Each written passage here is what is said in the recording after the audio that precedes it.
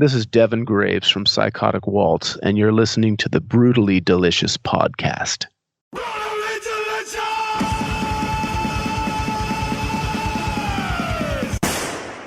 Hey, you're listening to the Brutally Delicious podcast. I am Bruce. And I'm Chris. Today we've got Devon from Psychotic Waltz. It's a band that's been around for a really long time, and they have that cool classic metal sound.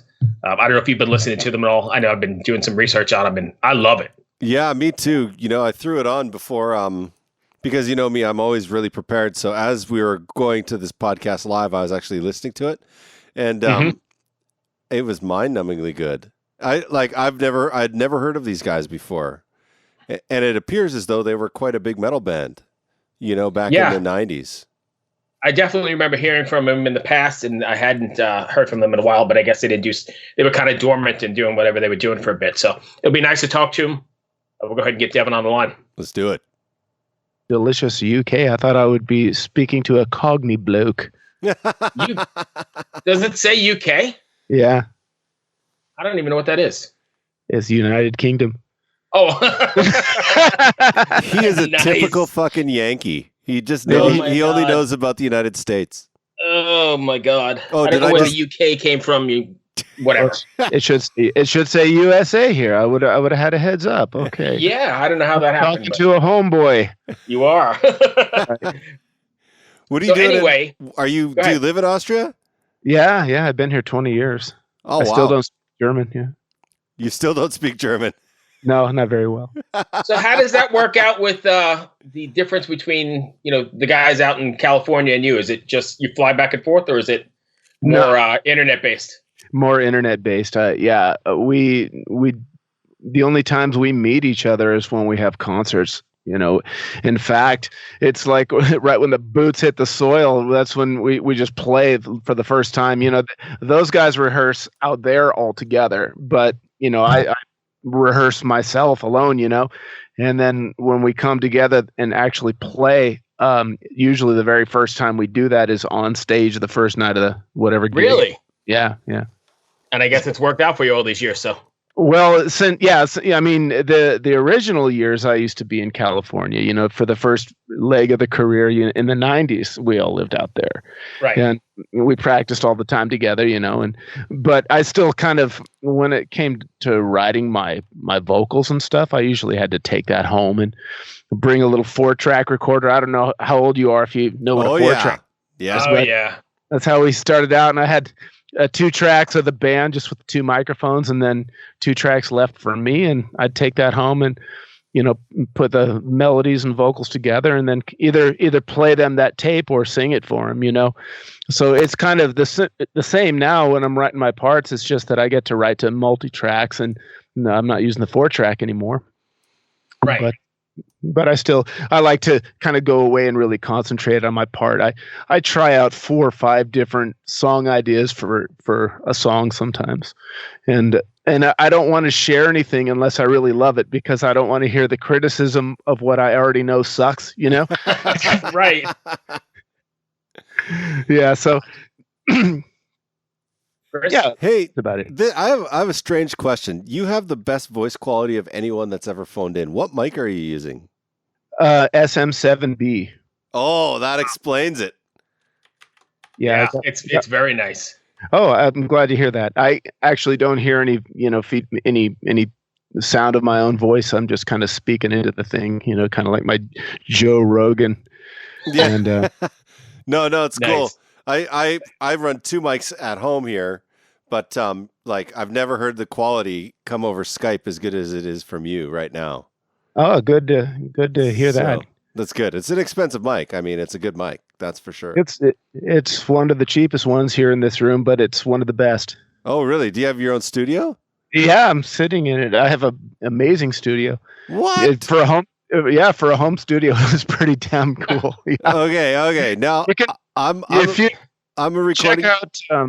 I'm sorry. You can check out. You can take a look at it. It's called EpicSoundStudios.com.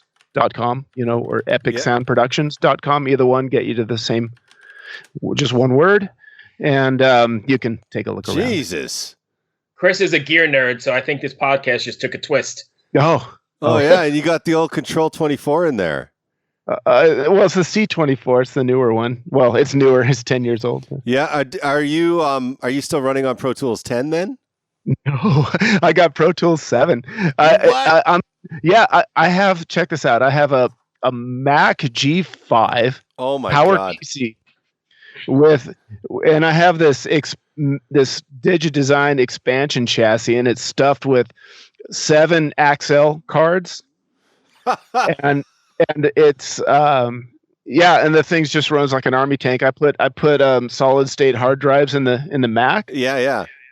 Maxed out at a massive 8 gigabytes of memory, but I'm running Pro Tools 7, and it doesn't need all that memory, and it just kicks ass. I have as many tracks as I want with SSL plugins all over the place. I don't even think about opening plugins. Like, I don't even think about DSP or processing power. I never those run old out. Excel cards were real workhorses.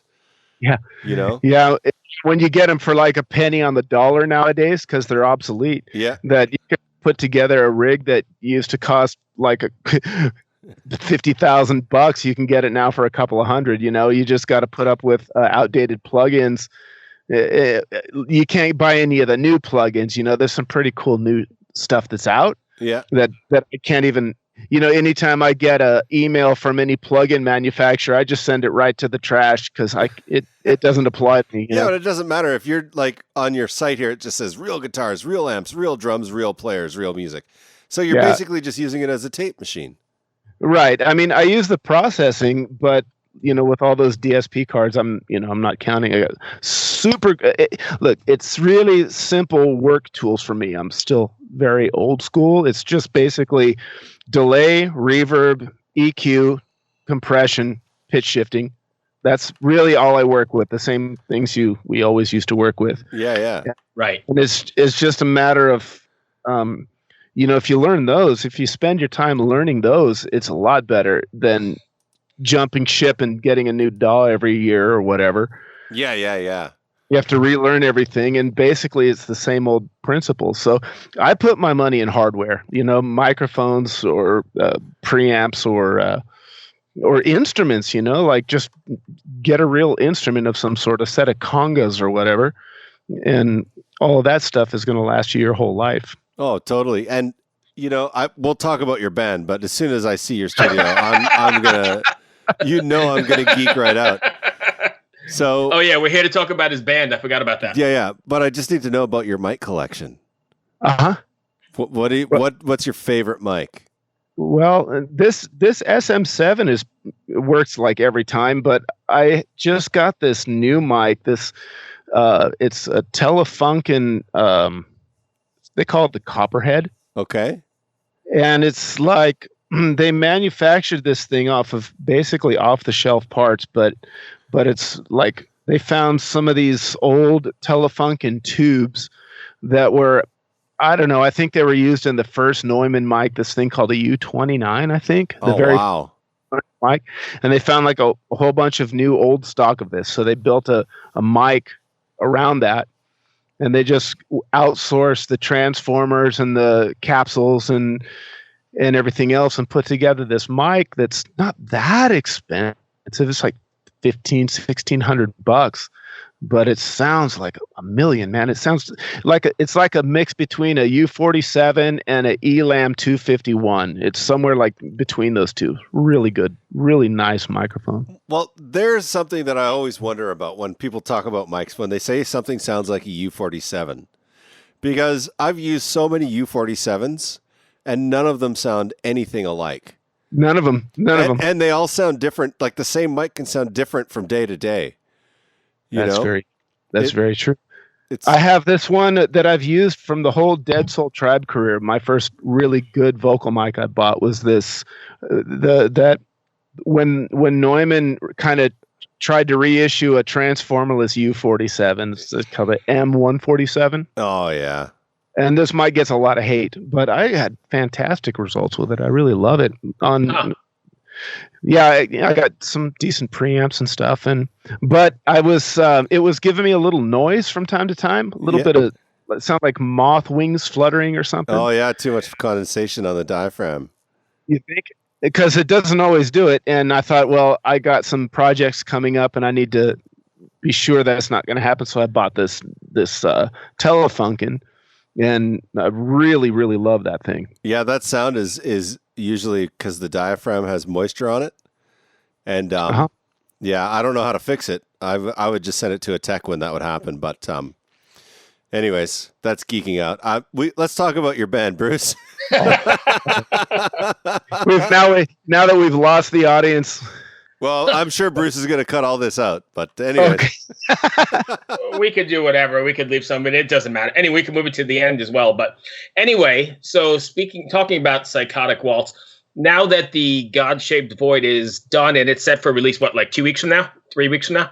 The 14th of February. Yeah, so maybe a month. All right, so it's close. How do you feel about it? And are you satisfied with the outcome? We're all really, really happy with the way this thing came out. You know, we took a lot of time with the songs. We didn't rush it, and we did it. So we created it song by song, really, and like nurtured and argued over every song until everybody was at peace. You know, and now, you know, with this, you know, since I'm pretty much living in this studio, that I get the luxury of building the song in the writing process. I build the performances that you hear. I build that in the writing process. Right. And so we can really take our time and really like tweak things and work things and obsess. And then, you know, it's not all for nothing. I don't have to then go do it all again. You know, I'm basically done. They have to do it all again, but not me. Right. That's such a cool part about digital recording these days. Yeah. You know, oftentimes I would get the demo done, and then we'd track the drums to the demo, and then once the production was done, I would sometimes get the drummer to redo the parts to the finished product. You know. Well, actually, I was having a lot of luck doing something similar. You know, from the old school, we used to always record drums first. I mean, and that's how we did this record too. And you build off of the drums. But I found when I'm recording other bands, you know, when you do this stuff with scratch tracks, it's kind of like everybody's playing live, and maybe there's some mistakes, and you just kind of press on. But you don't know who's making the mistakes. And then all of a sudden, when you're tracking later, you have to contend with those mistakes every time they get repeated. And sometimes it is the drummer, and you don't know it.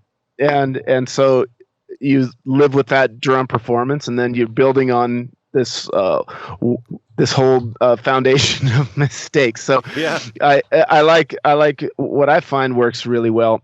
It's similar to what we did is, say if you use drum programming, you know, click track, and because we always play to a click track anyway, and you build from a MIDI drum mock-up, and you play all the guitars and stuff, and then when you have all the instruments done, you can then, they're all going to be tight because you took the time to track them right, and there's no mistakes left in, and you played to a drum that was like really on. Yeah. So then you can take those drums away and then record a real drummer, and you're home free. To me, this seems like a really efficient way of getting it done, and getting it done like really tight. Yeah. And we sort of did it that way. I mean, sometimes Dan and Brian would use a drum machine, or, you know, drum program, and demonstrate the rhythms, but Norm they would record everything out there in the jam room, just in their practice room, but they'd, you know, mic up all the drums and stuff, and get me these multi-tracks, and, you know, they don't have any acoustic treatment in the room or anything like that. So it's you know, with those kind of recordings they're usable, but you got to really labor over them to get them to sound anything, you know, presentable. So, you know, I spent a lot of time doing that too. And then then I would like write my part over it. And when my part is all in place, I do the best mix I can. And then then we say, okay, these songs are finished finally after a lot of back and forth, and then we take those tracks and record the drums over them again they record to the demo. Yeah. We build the parts from there, like normal redo the drums in the studio. We used Ulrich Wild as an engineer. Oh, wow. Yeah, and that was awesome. And and yeah, he got a really great drum sound, and Norm and Ward played live together. And then when they had that in the can, then they just redid the guitars real quick. And then I got these tracks back, and then I just kind of flew all my vocals in from the original sessions. I just flew them in, and then decided from there whether it held up or not, and some of the stuff I ended up re-singing, and even one song I wrote new lyrics. I changed my mind about the lyrics and wrote them. I had about 2 weeks to do this before I had to get it to Jens Bogren to mix. And so I'm recording whatever vocals I'm going to re-record or changing whatever I'm going to change in these last 2 weeks. And at the same time rehearsing for gigs. We had this Prog Power USA in Atlanta. Oh yeah. And then we had Prog Power Europe the following month, and a small little tour that went along with that. And during all this time preparing for these gigs, I'm also recording vocals, so it was a real stretch, singing a lot like you do in the studio, and then still trying to rehearse for a concert. So it was probably a little too much. Can I ask you why didn't you mix the record? Why did you get someone else to mix it? I would have wanted to, actually. I would have liked to have had the band come out here, in fact, and I'd like to have had Norm record his drums here. I have a pretty decent sounding room. And that would have been like a nice notch in my own belt, to have basically produced this record, myself. But the opportunity of having someone like Ulrich Wild do the recording is probably smart, and certainly easier for them because they don't have to come out here and live here for however long. Yeah, right. But also like to have someone like Jens Bogren do the mixing. Yeah, would also really inform me like what really could be possible with these recordings, because now I'm sitting here with these multi-tracks. I have the same multi-tracks that Yen has. They came to me. I put them in the proper order, with all my vocals finalized and all that stuff. Sent those tracks to him. He mixed it, but I still have these tracks. And now I can kind of like school myself a little bit and like kind of one day open this up and kind of like see what I can get out of it and try to mix it myself just for fun, and then like listen to what he'd done and listen to what I've done and see, oh my God, is there this huge gap, And if there is, and I assume that there would be, that I could kind of work on closing that gap and see where those differences are. It'd be a really unique perspective. Right. That's So really I think cool. I think that it would be a no-brainer for the quality of the album to have a top guy do it. I would rather mix it myself than have some other guy mixing, some other studio guy who I don't know.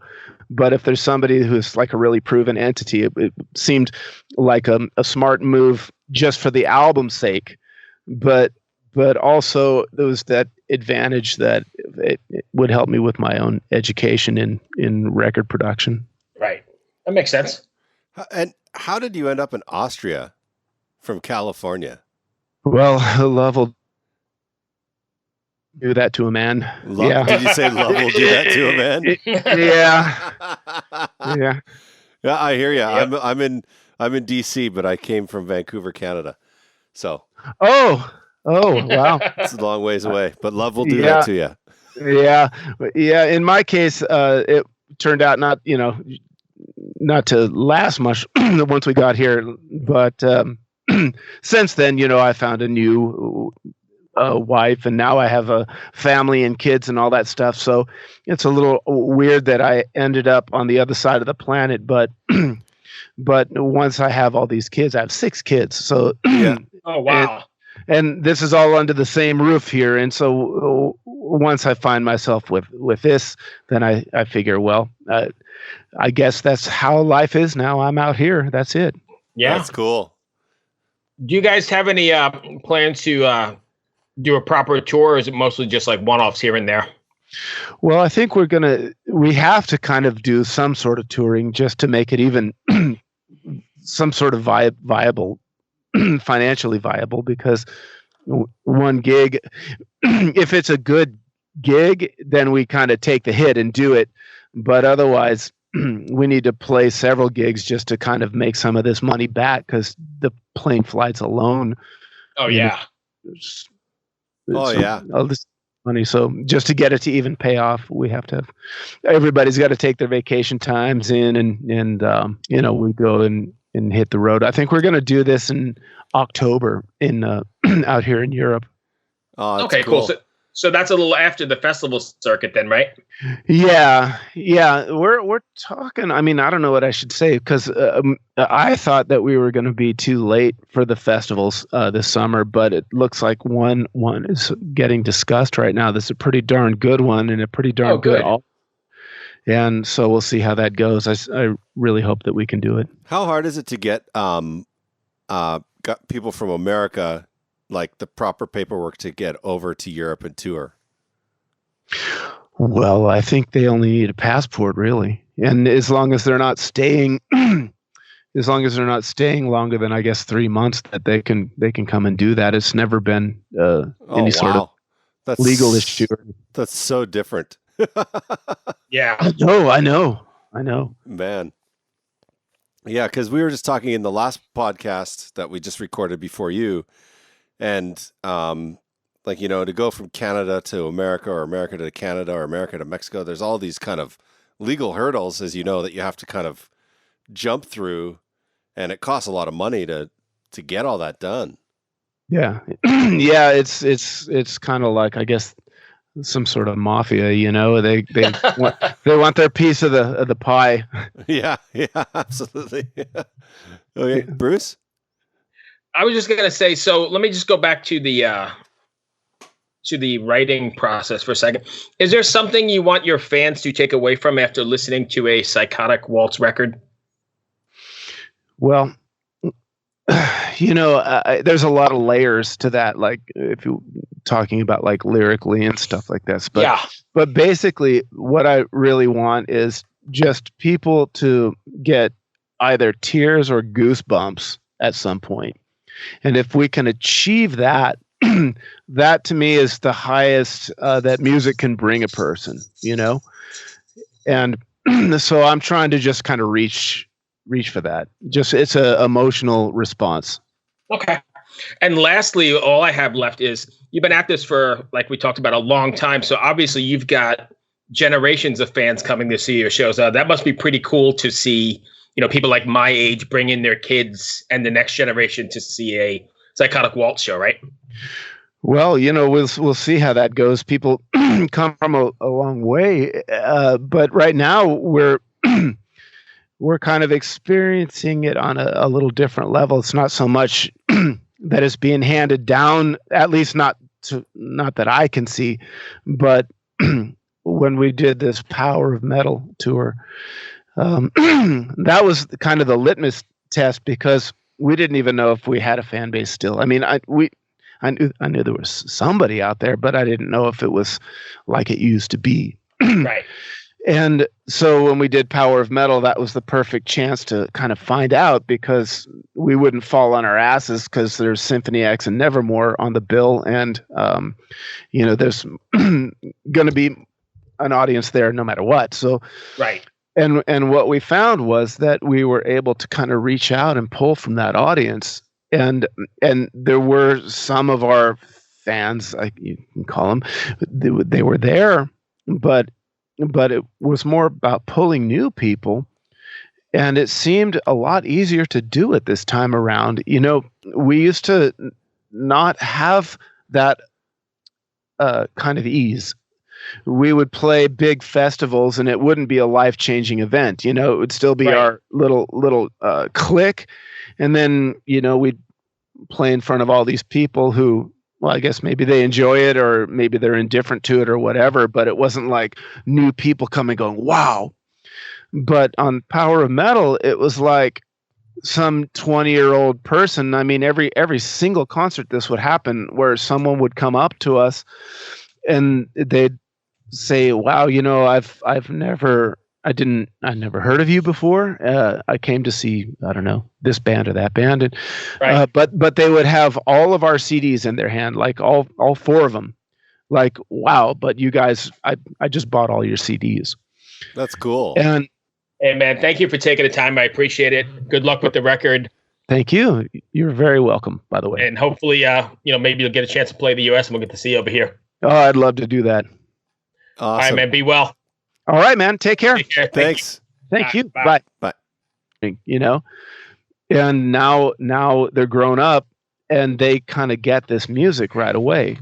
And so it's kind of encouraging, and it was that made us decide, hey, maybe this is worth doing, and that's when we decided to, make another album and press on. That's awesome. That's great. Yeah. So cool. Anything else? Anything else, Chris? I don't, man. Thanks for taking the time with us today. I really appreciate it. And I appreciate the technical conversation too. Oh yeah, I can go off on that shit. Hello out there. Yes, hello out there, everyone. I'm Hal Schwartz. And I'm Flynn McLean. Together we host None But the Brave, a podcast dedicated to the music and career of Bruce Springsteen. Bruce and E Street Band are on tour right now for the first time in 6 years, and we're taking a detailed look at what's happening on stage in our bi-weekly episodes. We've also been recently joined by some very exciting guests, including rock journalist Warren Zanes and Stephen Hayden, Backstreet's Magazine founder Charles Cross, and Barstool's Kirk Minahan. If you're a diehard Springsteen fan, this is the show for you. So please subscribe to None But the Brave on your favorite podcasting platform, and we hope to see you further on up the road. Thank you so much. We'll be seeing you.